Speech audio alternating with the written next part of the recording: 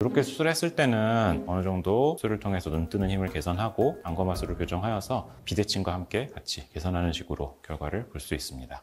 이번 영상에서는 눈 재수술로 가장 많이 찾아오는 케이스 3가지에 대해서 다뤄보도록 하겠습니다.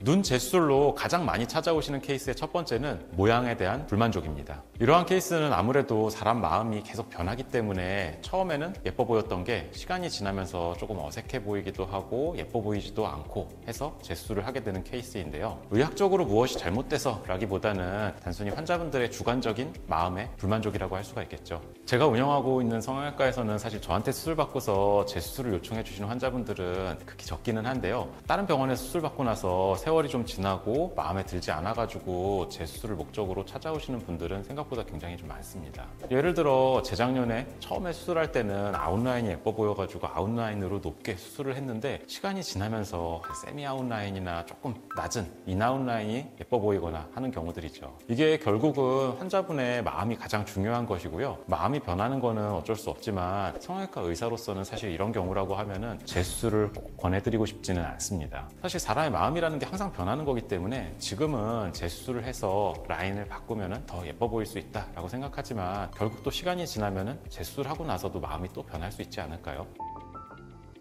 모양 불만족 케이스이고요. 사진 보시면은 이전에 수술을 하시고서 쌍꺼풀 라인 모양 자체가 본인 생각했던 거에 비해서 조금 마음에 안 든다라고 하시는 게 제일 큰 부분이셨어요. 물론 수술하시고 나서 시간이 지나면서 노화가 어느 정도 같이 진행이 됐기 때문에 그러한 노화에 의해 가지고 달라지는 부분들도 있기는 하겠지만 기존의 쌍꺼풀 라인 자체가 조금 낮게 잡혀있는 부분도 있는 것 같아요. 그래서 이런 분들 같은 경우에는 쌍꺼풀 라인을 기존보다 조금 더 높게 잡아드리면서 처져있는 피부 조직들을 일부 절제하면서 어느 정도 모양을 개선하는 식으로 수술 진행하였습니다.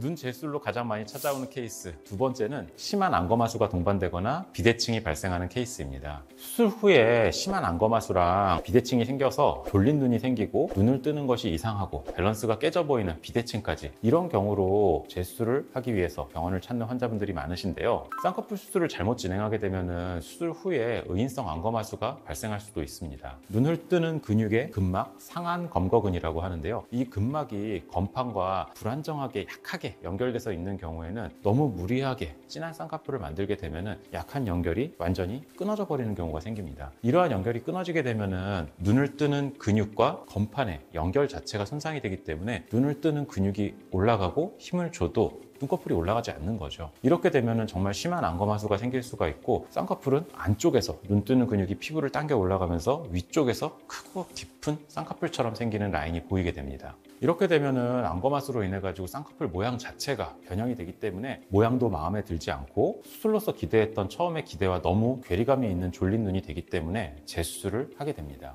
그리고 안검하수와 더불어서 비대칭, 이거는 좀 애매해요. 성형외과 전문의로서도 좀 말씀드리기가 좀 그런데 이게 또 사실이기는 하죠. 사람은 사실 누구나 완벽한 대칭을 가지고 태어나지는 않기 때문에 비대칭이 당연한 거라고도 할 수 있어요. 이러한 비대칭이 쌍꺼풀 수술하고 나서 더 도드라져 보이는 경우에는 재수술을 많이 찾으시게 되는데 수술 과정에서 최대한 밸런스와 대칭을 맞춰야 되긴 하겠지만 태생적으로 누구나 가지고 있는 앞면의 비대칭은 사실 어떻게 할 수는 없거든요.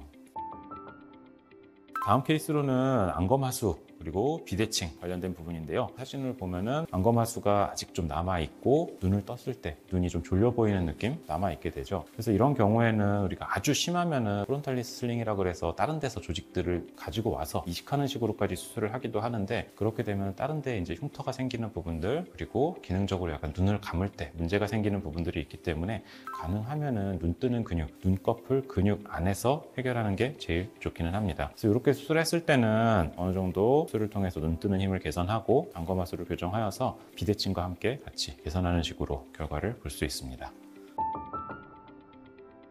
눈 재수술로 가장 많이 찾아오는 케이스 세 번째는 수술 후 쌍꺼풀이 풀리는 것이에요. 어떻게 보면은 이러한 풀림은 눈 재수술 케이스 중에서도 가장 흔한 케이스가 아닐까 해요. 간혹 보면 어떤 분들은 재수술까지도 봤는데요. 쌍꺼풀이 풀렸다면서 찾아오시는 분들이 계세요. 물론 이러한 부분은 수술을 담당했던 의사가 정확히 파악을 하지 못했고 정확히 수술이 진행이 안 됐고 그럴 수도 있기는 해요. 하지만 태생적으로 쌍꺼풀이 잘 풀리는 분들도 계시기는 합니다. 다른 병원에서 수술을 받고 나서 다 풀려서 찾아와 주신 분들도 계신데요. 사진 보면서 이거는 좀 설명을 드리도록 할게요.